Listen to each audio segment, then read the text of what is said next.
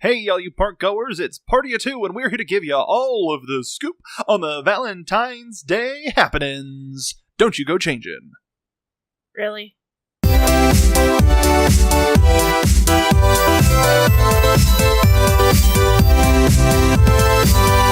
We got a Party of Two right here. Welcome, everybody, to this Valentine's Day celebration of love. Here on Party of Two, I'm one of your lovey-dovey hosts, the Internet's Mark B. Donica. And I am your other lovey-dovey host, the Internet's Andrea Donica. So we wanted to do something special for Valentine's Day. We wanted to just talk a little bit and give our tips. We have been a couple going to parks for a while. So that was me checking my watch. He doesn't wear a watch. I don't. It's very annoying. But we're going to talk about some of what we think are the best when it comes to our favorite romantic spots. We have 4 things that we're going to be hitting in particular, and let's just get into it. The most romantic attraction. Now, this isn't necessarily a ride, but there are a lot of offerings that parks have that aren't necessarily rides. Right. A ride is defined as something where you're in a moving vehicle or some sort of a moving thing. So you can call, say, Jurassic Park is a ride and also an attraction. Mm-hmm. But actually, most Country Bears is an attraction. It's not a ride. Most things at Universal, because they're in just like theaters. Yeah, it's kind of there's like half attraction, half ride. Yeah, it's half and half. I mean, I guess if you're in a moving chair, it kind of counts, but it's not on the same level. Ah, man. Whatever. Do you have a choice for a romantic attraction? I was hoping you were going to go first. Then I will. So I consider this an attraction, a show, a presentation, anything that isn't a ride, something where you're in one spot and something happens, and that's got to be fireworks. Yes. And that it doesn't necessarily match some of the other stuff that we're talking about, but fireworks bring out some of the best emotions. Whether it's actually, I wouldn't put Fantasmic on the list. I would say Remember Dreams Come True, the Christmas stuff, Believe There's Holiday Magic in the Stars. That stuff was oh man, I would just grab you and hold you a little bit tighter because we were sharing in these amazing memories. And when it comes to California and Florida specifically, they do the snow effect after Believe There's Holiday Magic in the Stars, and it's just happy. It's just a happy emotion, and being able to share that with the person you love is remarkable and unmatched. So that's my choice, is fireworks, but specifically, it's very on theme here to pick the Christmas one, but Remember Dreams Come True was the best, and Believe There's Holiday Magic in the Stars. That's mine. I love that. Well, I love you. Oh, well, I love you too. We're cute. Huh. We're just so cute. We're so adorable. I hope you're squeezing in your seats. Correct. Anyway, I'm gonna go actually with the Enchanted Tiki Room. Oh? Because it's dark, and you get to listen to some nice music, and you're kind of snuggled up in a corner with your loved one, or at least that's what I recommend doing. Getting some really nice comfortable seats so it's a little more secluded. Got a little bit of privacy. You're still, with a large group of people, but the one detriment I'll say to fireworks is it gets really crowded and you are back to back with a bunch of other people, which can feel a little less intimate. So I like a little bit more of a buffer zone. Then the solution to that would be to get one of the special packages where you're in like a private thing, you get dessert, all of that stuff. But that gets a little pricey, admittedly, and even if you are getting the package, you're still going to be sitting with a group of people that has opted into that as well. I would say same thing with the Tiki Room, but if you go later at night or early in the morning, later at night, usually you get more of an opportunity to sleep. Or just sort of relax with the person that you came there with. And one of my favorite things about it is it's also a private Hawaiian vacation, so to speak, where you get this turbo tour of the islands. You maybe have a nice sweet treat to enjoy while you're in there. Perfect for a hot summer day. Perfect for a cold winter. And you can enjoy a nice Dole Whip float together. Be kind if you're sharing the cherry, because dudes, I will say, or I would say this to anybody: be the person to offer the cherry. Anybody. Yes. I was going to say just dudes, but really anybody. If you're the person that offers the cherry, that's that next extra bit of like, oh, they really care. Yeah. Or you do this: ask for 2 cherries. Or ask for extra cherries. Can I get a side of cherries? I have gotten sides of cherries at restaurants before, and all of the waiters that have helped me have been very accommodating in this way. Yeah, Disney can be pretty stingy when it comes to extra stuff. I have gotten quite a bit of extra cherries when I've gotten mint juleps in the past. Well, they're down for refurbishment right now. So we're talk about that. So let's move on. Ride. Since I went first with attraction, do you want to go first with a ride? So this is going to seem a little silly, but back when I was a kid and I went to Universal Studios for a class trip, I actually saw a couple that was getting married in their full wedding attire with a minister riding with them, and they said their vows and did the whole thing on the ride, and it was just the 3 of them, and I was like, this is what ridiculous. What ride was it? Jurassic Park. Oh my goodness. Jurassic Park, of all things. And I was like, what? People do that? And then my brain was just firing on all cylinders, and I'm like, that's crazy, but I kind of love that at the same time. And I mean, Jurassic Park in particular, like, I don't necessarily think that dinosaurs make me feel all lovey-dovey or anything, but anything that's a little more scary, you have an excuse to kind of hold on to your loved one, like, oh, I'm so scared, please help me. Might get to sneak a kiss or 2, and there's some dark portions, so yeah, Jurassic Park is my pick. Going off of there with the minister, they had to buy them a ticket, and they like the amount of tickets that they had to buy to get this thing done.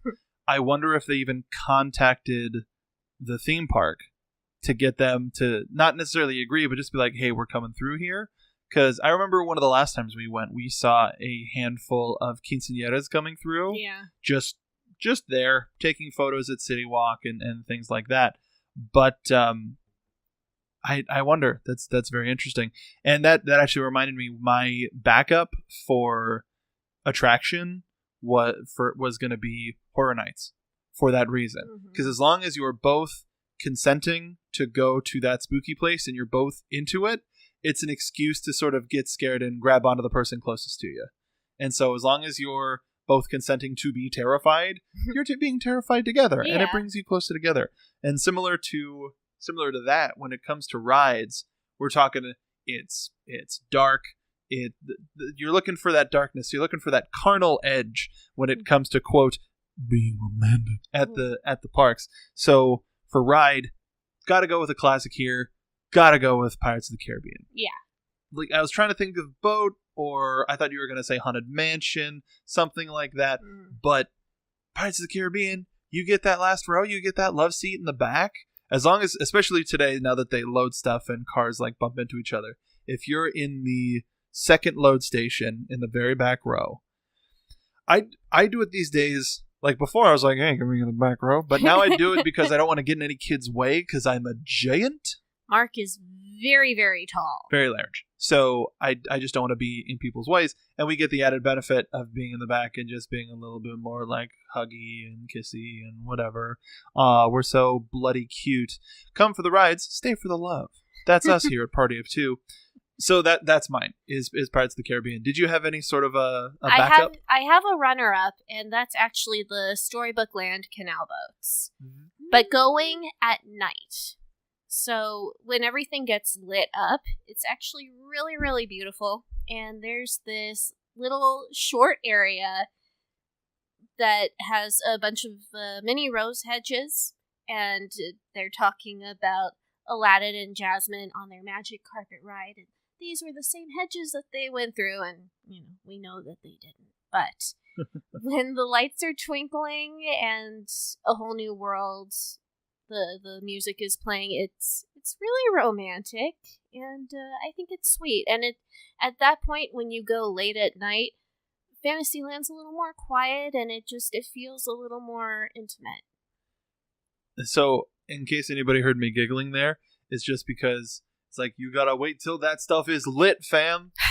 Wait till nighttime. That ride is lit. The only thing then it goes along the lines of the parade, where there have been times when we're on that ride with families, a bunch of kids, rambunctious folks, but if you could secure yourself your own boat, same thing with Pirates.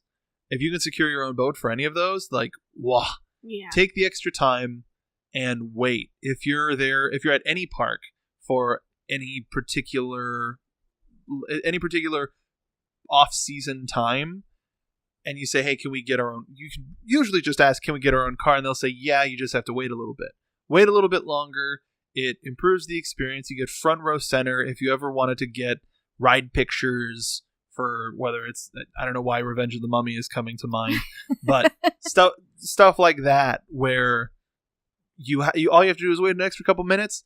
That makes any ride that much better, because you don't have to worry about anybody else. And that would also be an opportunity moment to possibly pop the question to somebody. Everybody gets engaged in front of the castle, or maybe by the wishing well, but doing it on a ride is a little more special and a little more unique. So if you get the opportunity, it never hurts to ask.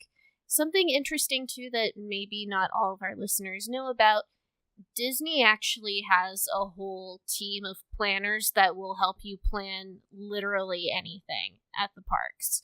So if you give them a call and say, I want to propose, I want to do something special, they will help set up everything with you, depending on any sort of thing that you need, whether you need a cake or flowers or different things. They can coordinate all of that with you.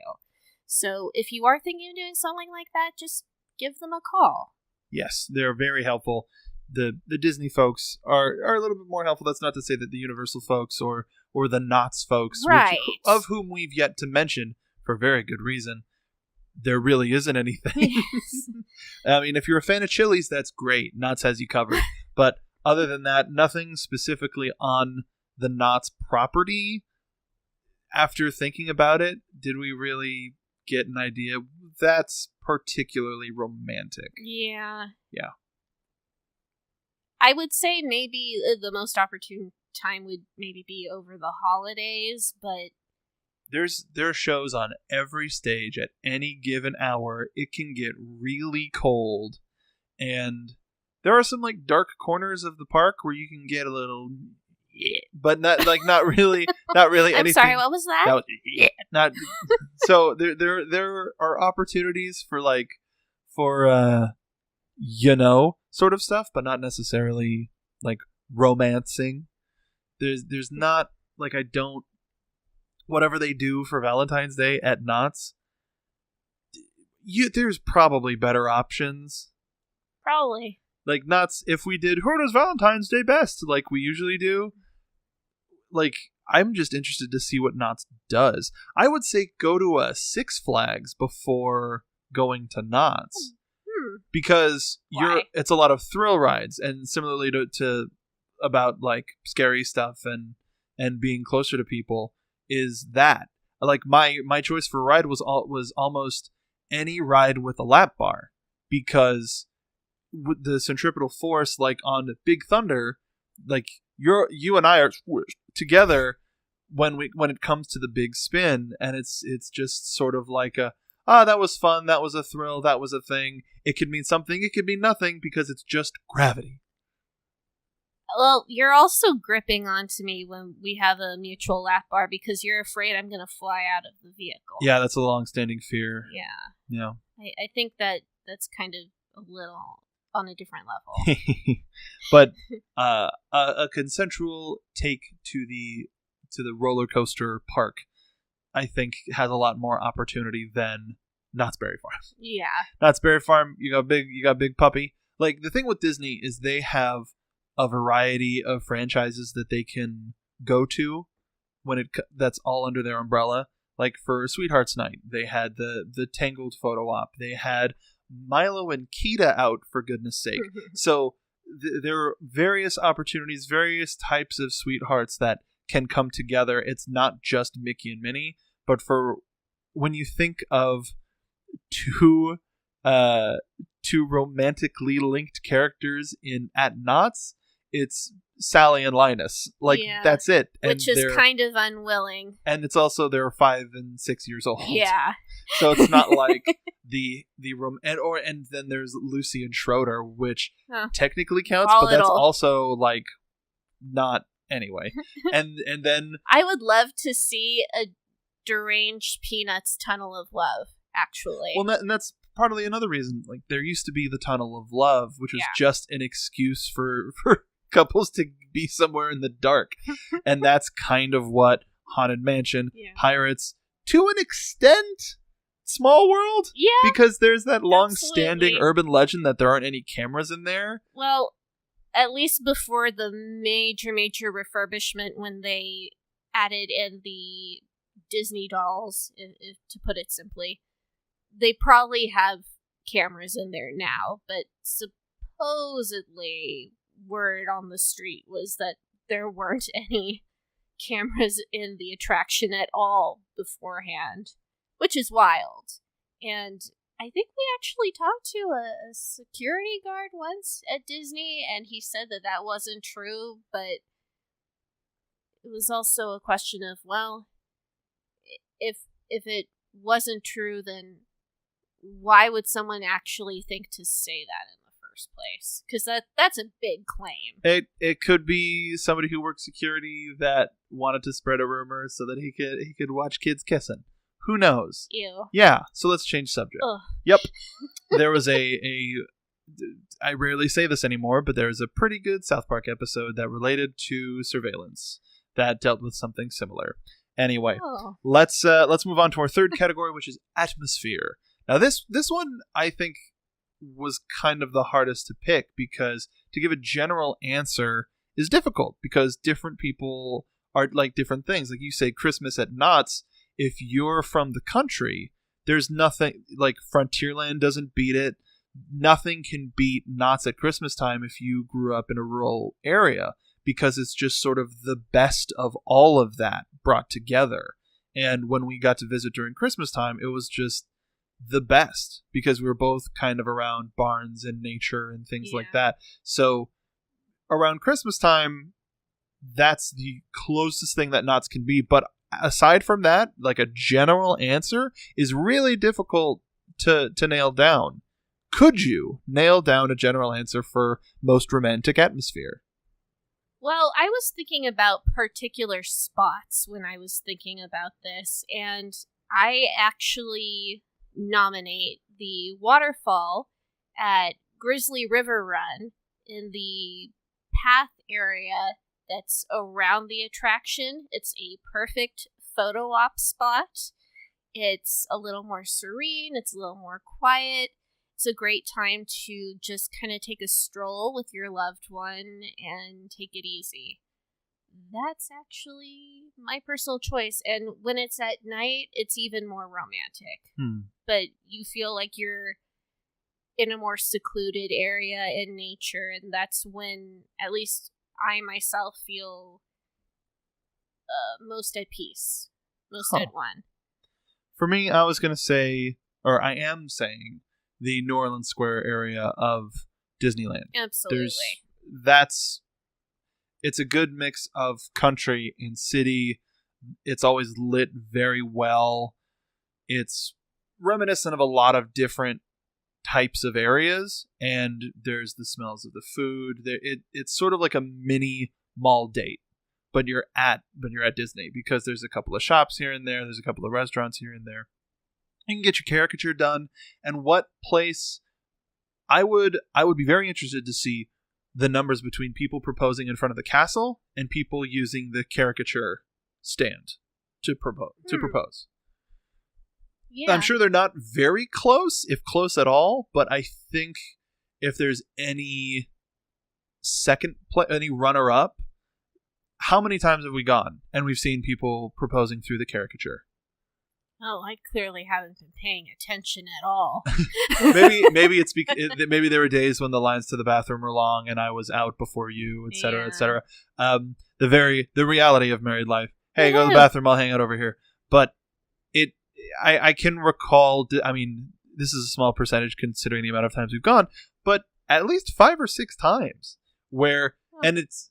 I don't know if anybody sitting in the chair has the presence of mind to realize, oh, there's a lot of people gathering around right now, because there's usually a big group of people that just sort of kind of hangs out, because on the caricature artist's stand it says, this is a proposal, say nothing. Essentially. Oh, okay. So now it's always really crowded around that area, and whenever I've seen a bunch of people kind of surrounding the caricature area, I'm like, my God, why are people just watching other people get sketched of? That's just so weird. Like, can you just move out of my way? In the most quiet internal fight with myself. But Mark is so tall and I'm so short, so what I'm figuring is you get to see what is actually happening, and all I've been seeing is just extra crowding in the street, which is why I've missed the proposals every time. Yuck. So yeah, that's well, thank you for finally enlightening me on this. You got it. My brain is exploding right now. Did you have any backups, any secondary? New Orleans Square at Christmas time and around Mardi Gras was going to be. It's the 2 seasons of the year, Mardi Gras and Christmas time. Especially only those 2. Well, especially if you're talking about New Orleans, that's the only times that people can consider. But no, this kind of goes into what my restaurant would be. It's only distinct because of where we currently live, and I don't know if this applies to anywhere else, but I want to offer it because this technically counts. We're going to move on to restaurant, which is our final category that we're talking about, and I'm going to lead with this one. This may come as a bit of a surprise to you, but I wanted to try to go against the grain. Now, there's a lot of options when it comes to Valentine's Day dinners, romantic dinners, but getting any sort of an reservation can be very difficult. So if on the fly, all of a sudden this place cancels, well, where do you go? Well, we're already here. Where can we eat? Why don't you just go to a place that has a multitude of options? Why don't you go take a romantic walk down to City Walk? And now, I think that the atmosphere of City Walk is so interesting. Like we're sort of referencing Podcast The Ride. They did a long form series called the City Walk Chronicles, or no, the City Walk Saga. Shout out to you guys. We love your podcast. We do, and it's weird. And shout out to the Sector Keeper. Yes, Sector Keeper. I hope you found a job. But the City Walk has a variety of different types of food. So it's like, hey, what do you want to eat? The very common answer, no matter who you are, no matter what side of a relationship you're on, I don't know. Cool. Let's go take a walk. If you're feeling kind of islandy, we can go to Margaritaville. If there are people who are into that sort of a thing as a romantic getaway, El Vivo that opened up a little while ago, nice late Italian last year, restaurant, and that high quality menu. Holy crap! But then there are people like, let's just go out, have a couple of drinks, do some karaoke, listen to some bands sing. Go to Howl at the Moon. If you want like nice, authentic, if you want to share stuff, there's both Buka and Dong Po. Like you have a lot of options. I will say, never go to the Hard Rock Cafe. You could even dinner and a movie, one of the most classic dates. You can do it all in one place. You get that rebate for the AMC, if you pay for parking, if you don't have free parking because you're an annual pass holder to Universal Studios Hollywood, actually, or Florida for that matter. Yeah. Especially Florida because you get the wonderful lagoon. You get to see the park. It's beautiful. A lot clearer. Their city walk is really fantastic, and I mean they have more space. I was really in awe of the dining opportunities that they had over there. I'd say their quality of restaurant isn't as expansive because I think they had a lot more family kitschy type stuff because they had the NBC Sports Place, they had the Chocolate Factory, and we did eat at that Cowfish? fusion, Cowfish, which was awesome. It was good, but it was just an Americana yard housey type of brand, which isn't necessarily a bad thing, but I would say City Walk you have more of an opportunity. They didn't have like an Il Vivo when we were there. That's true. You could still do a classic dinner and a movie or something at Florida. You can do mini golf, which is you can do mini golf anywhere in bloody Orlando, but all of that is contained into one space. So that's why City Walk, either of the City Walks, but mostly Hollywood, is my choice for romantic restaurant because you get the functionality there and you could do any level of romance. You can do, hey, let's just get sloppy drunk off of $5 margaritas at Margaritaville, or let's dress up nice. Let's go to this nice Italian restaurant. So not necessarily a particular restaurant there, but City Walk. Interesting. Yeah, and that's a very male answer. I'm admitting it's a very male answer. And I can't even begin to describe the amount of times we have been in that situation and we've walked up and down City Walk trying to make a decision. Having two indecisive people trying to figure out where to eat dinner at the last minute is not great. Actually, yeah, I'm just going to say that, at least for a lady that likes to be shown a nice time, it's nice to have a good idea and do some research ahead of time as to what you think is going to be best. Mm-hmm. Come with some recommendations. It's nice. My recommendation is Carthay Circle Theater. So part of the reason why I went with City Walk is because I knew you were going to have a real answer. And also, like, we wear our Disney bias on our sleeve. Yeah. So a lot of and gearing up. Again, I'm sorry, man. I try, but Disney does things really, really well. And there's a reason why they become number one for so many different reasons. But Carthay, people necessarily wouldn't expect that because you've got Napa Rose, you've got Blue Bayou, but there's something about Carthay. We've dined there more now than we have at Blue Bayou. Well, I won't say that personally for myself in my entire history, but yeah, the two of us absolutely. As a couple. Yeah. And, well, for one, you can actually order drinks there. You know, at Blue Bayou, Disneyland is currently not serving alcohol. It will later on this year with Galaxy's Edge, but for now, it's a alcohol-free zone. And the other thing too, while Blue Bayou it's beautiful, it's very romantic, that's what it was designed to feel and look like, you always have those hecklers that are dining or riding in the boats going back and forth with each other like, hey, throw me a roll, and I'm just like, oh god, kill me now, like, just shut up, it's quiet, it's nice, like, why are you ruining the moment? And so that kind of sours it a little bit for me. At Carthay, it's a more elevated experience. Literally. It is fine dining. You're on a second floor. The staff is very, very attentive, very nice. The music, the atmosphere music is incredible. You have a vintage 1930s feel.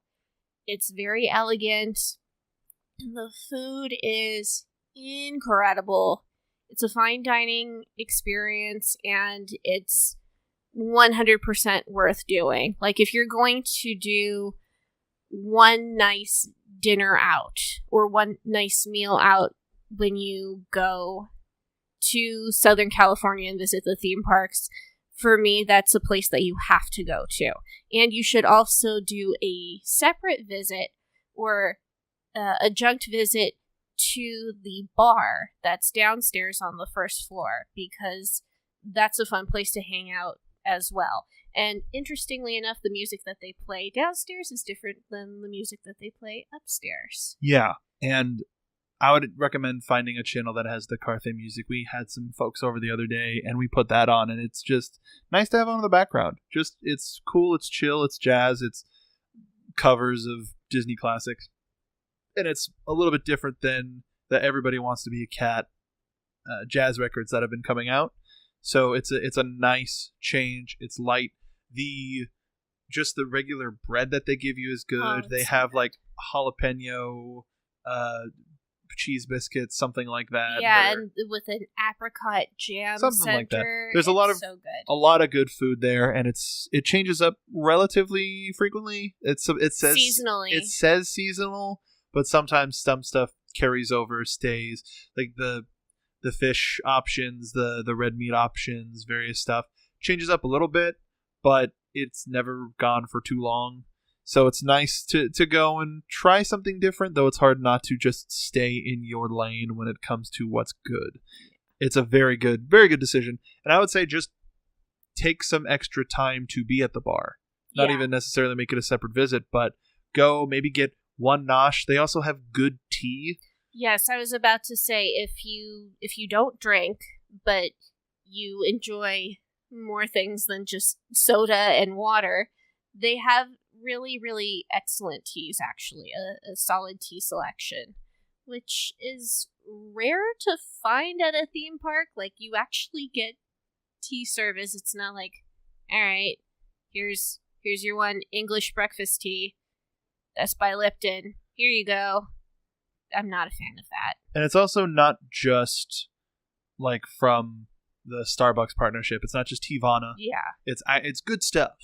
And man, I was trying to think of any other place that might have a good restaurant, but there's the one place in Islands of Adventure that's really highly rated, the Mediterranean restaurant, that has a really interesting fare, and the atmosphere is interesting. But other than that, I can't think of But the food actually isn't that fancy, to be honest. It's a little more standard. I believe it's called Odyssey.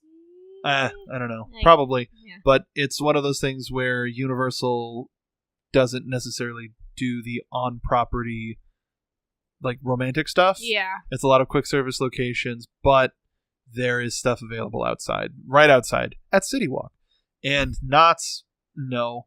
That's no. Nope. Also, nope. And not at Six Flags either. No.